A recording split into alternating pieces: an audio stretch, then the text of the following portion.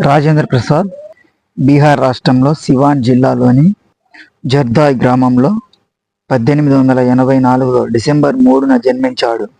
అతని తండ్రి మహదేవ్ సహాయ్ సంస్కృతం, పర్షియన్ భాషలో పండితుడు. తల్లి కమలేశ్వరి దేవి ఎప్పుడు రామాయణం నుండి కథలు వివరించేది. 5వ ఏటలోనే పర్షియన్ భాష, హిందీ భాష, అంకగణితమును నేర్చుకోవడానికి ఒక మౌల్వి ముస్లిం పండితుడు దగ్గరకు పంపించబడ్డాడు. తరువాత చాప్రా ప్రభుత్వ పాఠశాలలో ప్రాథమిక విద్యాభ్యాసం చేశాడు.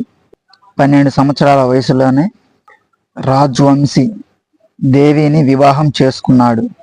అటు తర్వాత విద్యకై పాట్నాలో తన అన్న మహేంద్ర ప్రసాద్ వద్ద ఉంటూ ఆర్కే ఘోష్ పాఠశాలలో చదువుకున్నాడు. మరలా చాప్రా ప్రభుత్వ పాఠశాలలో చేరి కలకత్తా విశ్వవిద్యాలయ ప్రవేశ పరీక్షలో ప్రథమ శ్రేణిలో ఉత్తీర్ణుడై నెలకు 30 రూపాయల ఉపకార వేతనం పొందాడు. 1902లో అతను కలకత్తా ప్రెసిడెన్సీ కాలేజీలో చేరాడు. మొదట్లో సైన్స్ విద్యార్థి. 1904లో కలకత్తా విశ్వవిద్యాలయం నుండి FA ఉత్తీర్ణుడయ్యాడు. అక్కడే 1905లో గ్రాడ్యుయేషన్ చేశాడు. అతని అధ్యాపకులలో జగదీష్ చంద్రబోసు, ప్రఫుల్ల చంద్రరాయ్ మొదలగు వారు ఉన్నారు.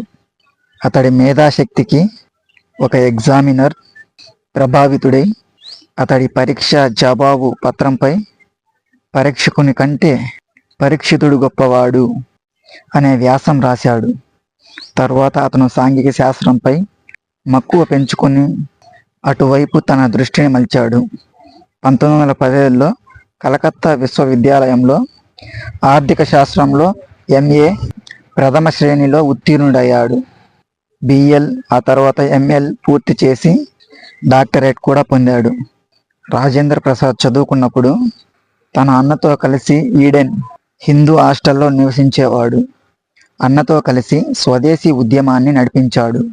అతను ద్వాన్ సమాజంలో కీలక పాత్ర మరియు క్రియాశీల సభ్యుడిగా సేవలందించాడు. అతను పాట్నా కళాశాలలో 1906లో జరిగిన బీహార్ స్టూడెంట్ కాన్ఫరెన్స్లో ఏర్పాటులో కీలక పాత్ర పోషించాడు.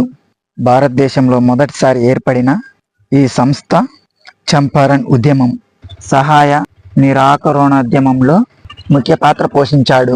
నాయకులైన అనుగ్రహ, నారాయణ్ సిన్హ, కృష్ణ సింగ్లను దేశానికి అందించాడు. అతను ఉపాధ్యాయుడిగా అనేక విద్యా సంస్థలలో పనిచేశాడు. ఆర్థిక శాస్త్రంలో MA పూర్తి చేసి తరువాత అతడు బీహార్లోని ముజఫర్పూర్ లాంగట్ సింగ్ ఆంగ్ల అధ్యాపకునిగా చేరాడు.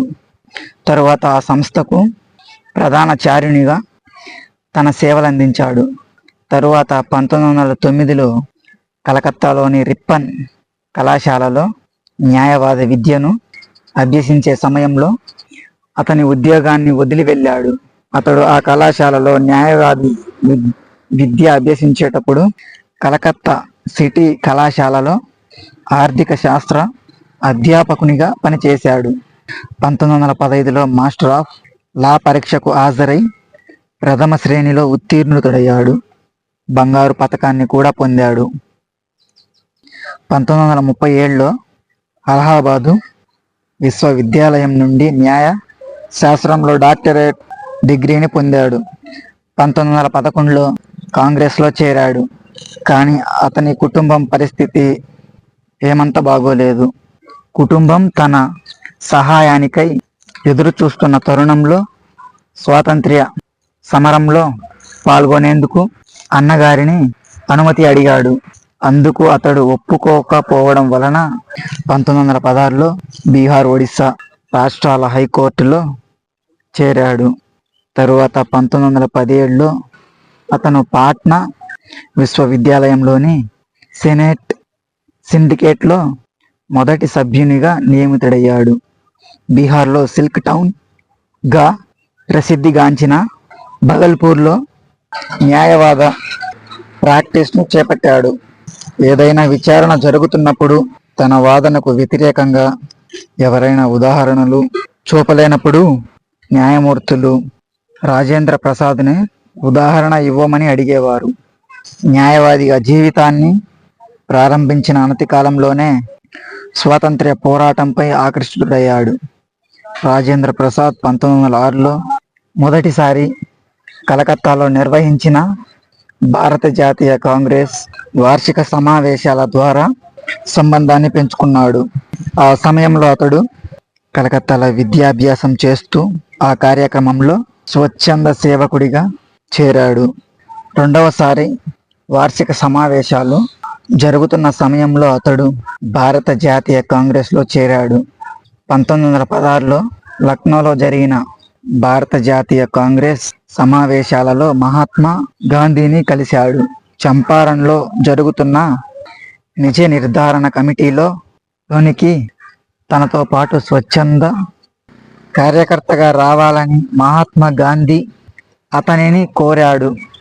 మహాత్మా గాంధీ అంకితభావం, విశ్వాసం, ధైర్యాలను చూసి చలించిపోయాడు. 1918లో సర్చ్ లైట్ అనే ఆంగ్ల పత్రికను, ఆ తరువాత దేశ్ అనే హిందీ పత్రికను నడిపాడు. 1920లో భారత జాతీయ కాంగ్రెస్ ద్వారా నిర్వహించబడిన సహాయ నిరాకరణ ఉద్యమంలో పాల్గొన్నాడు. అతడు తన లాభదాయకమైన న్యాయవాది వృత్తిని, అలాగే విద్యాలయంలోని అధ్యాపక వృత్తిని, విధులను తప్పకుండా వదిలేయలేని స్థితిలో తప్పని పరిస్థితి తప్పుకున్నాడు. పాశ్చాత్య విద్యా సంస్థల స్థాపనకు, గాంధీజీ బహిష్కరణకు పిలుపునిచ్చినందున ప్రసాద్ అతని కుమారుడు మృత్యుంజయ ప్రసాద్ను పాఠశాల నుండి మానివేయించి భారతీయ సంప్రదాయ విధానంలో విద్యాభ్యాసం అందిస్తున్న బీహార్ విద్యాపీఠలో చేర్పించాడు. ఈ విద్యాపీఠాన్ని 1921లో తన మిత్ర బృందంతో కలిసి స్థాపించి భారతీయ సంస్కృతి ఉట్టిపడేలా నడిపాడు. 1921లో మహాత్మా గాంధీతో ఒక మారు సమావేశం తరువాత విశ్వవిద్యాలయంలో తన సెనేటర్ పదవికి రాజీనామా చేశాడు. భారత స్వాతంత్ర ఉద్యమంలో అతడు ప్రముఖ రచయిత రాహుల్ సాంకృత్యాయన్ను కలిశాడు. రాహుల్ సాంకృత్యాయన్ రాజేంద్ర ప్రసాద్ మేధస్సుకు ప్రభావితుడై ఒక గురువుగా భావించాడు. అతడు రాసిన అనేక వ్యాసాలలో సాంకృత్యాయన్తో జరిపిన సమావేశాల గురించి పేర్కొన్నాడు. అతడు విప్లవవాద ప్రచురణలను సెర్చ్ లైట్, దేశ్ పత్రికలకు రాసేవాడు. ఈ పత్రికల కోసం నిధిని సేకరించేవాడు. అతను దేశవ్యాప్తంగా పర్యటించి ప్రజలకు స్వాతంత్ర ఉద్యమం విధానాలను ఉపన్యాసాల ద్వారా వివరించాడు. 1924లో బీహార్, బెంగాల్లో వచ్చిన వరదలతో అన్ని కోల్పోయిన అభాగ్యులను ఆదుకోవడం కోసం తన వంతు సాయాన్ని ముందుండి అందించాడు. 1934 జనవరి 15న బీహార్లో భూకంపం వచ్చినప్పుడు రాజేంద్ర ప్రసాద్ జైల్లో ఉన్నాడు. 2 రోజుల అనంతరం అతనిని విడిచిపెట్టారు. బయటకు రాగానే అతడు 1934 జనవరి 17న బీహార్ సెంట్రల్ కమిటీ రిలీఫ్లో చేరి నిధులను సేకరించడం మొదలుపెట్టాడు. అలా భూకంప బాధితుల సహాయార్థం అతను సేకరించిన నిధులు 38 లక్షలు. అప్పట్లో వైస్రాయి సేకరించిన నిధులకు 3 రాజేంద్ర ప్రసాద్ 1934 అక్టోబర్లో బొంబాయిలో జరిగిన అఖిల భారత కాంగ్రెస్ మహాసభలకు అధ్యక్షునిగా ఎన్నికయ్యారు.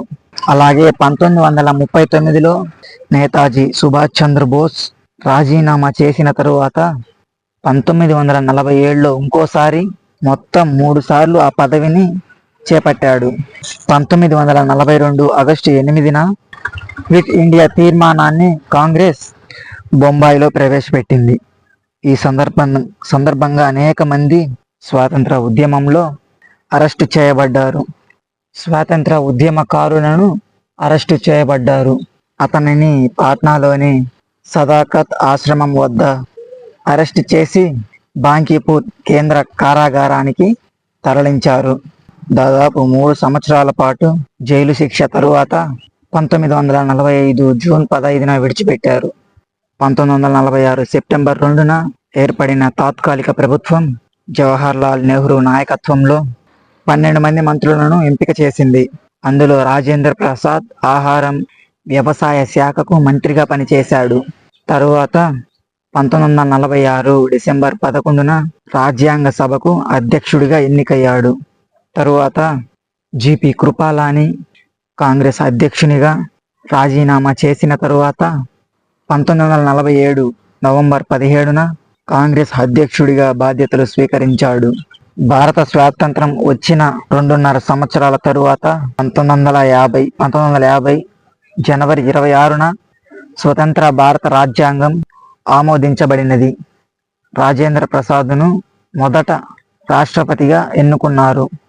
అనుకోకుండా భారత గణతంత్ర దినోత్సవానికి ఒకరోజు ముందు 1950 జనవరి 25 నాటి రాత్రి అతని సోదరి భగవతీదేవి ప్రసాద్ మరణించింది. అతడు దహన సంస్కారాలకు ఏర్పాటు చేశాడు. కానీ రిపబ్లిక్ దినోత్సవ వేడుకలు పెరేడ్ గ్రౌండ్లో పూర్తి చేసిన తరువాత మాత్రమే పూర్తి చేశాడు. భారతదేశానికి అధ్యక్షునిగా రాజ్యాంగం ప్రకారం బాధ్యతలు స్వీకరిస్తున్న వ్యక్తిగా ఏ రాజకీయ పార్టీకి చెందకుండా స్వతంత్రుడిగా వ్యవహరించాడు. అతడు ప్రపంచవ్యాప్తంగా భారత అంబాసిడరుగా విదేశీ దేశాలతో దౌత్య సంబంధాలు పెంపొందించడం కోసం పర్యటనలు చేశాడు. అతడు రెండవసారి వరుసగా 1952, 1957లలో తిరిగి ఎన్నుకోబడ్డాడు. ఈ విధంగా ఎంపిక కాబడ్డ మొదటి రాష్ట్రపతిగా చరిత్రలో స్థానం సంపాదించాడు. అతని రాష్ట్రపతి పదవికి మొదటిసారి రాష్ట్రపతి భవన్ సమీపంలో ఉన్న ముఘల్ గార్డెన్స్ 1 నెల పాటు సందర్శకుల కోసం అనుమతించబడ్డాయి. దేశానికి మొట్టమొదటి రాష్ట్రపతిగా స్వతంత్రంగా మెలిగి ప్రధానిని గాని పార్టీని గాని రాజ్యాంగ నిర్మాణంలో జోక్యం చేసుకోనివ్వలేదు. అలా తన తరువాత వచ్చిన అందరూ రాష్ట్రపతులకు ఉదాహరణగా నిలిచాడు. హిందూ కోడ్ బిల్ చట్టంపై వివాదాల తరువాత అతను రాష్ట్ర వ్యవహారాల్లో మరింత చురుకైన పాత్రను పోషించాడు. 12 సంవత్సరాల పాటు భారత రాష్ట్రపతిగా సేవలందించి 1962న పదవి విరమణ చేశాడు. కార్యాలయాన్ని విడిచిపెట్టిన తరువాత 1962 మే 14న పాట్నాకు తిరిగి వచ్చి బీహార్ విద్యాపీఠంలో ఉండాలని కోరుకున్నాడు. 1962 సెప్టెంబర్లో అతని భార్య రాజ్ వంశీదేవి మరణించింది. 1963 ఫిబ్రవరి 28న ఆయన రామ్ రామ్ అంటూ కన్నుమూశాడు. మరణానికి నెల రోజుల ముందు తనకు తానే ఒక ఉత్తరం రాసుకున్నాడు. అందులో ఇలా చెప్పాడు: నేను అంతిమ దశకు చేరువైనట్లు అనిపిస్తుంది. ఏదైనా చేసే శక్తి అంతమవుతుంది, నా ఉనికి అంతమవుతుంది. అనంతకాలంలో భారతదేశంలో అత్యంత గౌరవనీయమైన భారతరత్న పురస్కారాన్ని రాజేంద్ర ప్రసాద్కు ప్రకటించారు. పాట్నాలో రాజేంద్ర స్మృతి సంగ్రహాలయంను అతనికి అంకితం చేశారు. దేశ ప్రజలలో ఆయనకు ఉన్న అచంచలమైన ప్రేమ అభిమానాల ద్వారా ఆయనను దేశరత్న అనే పిలిచేవారు.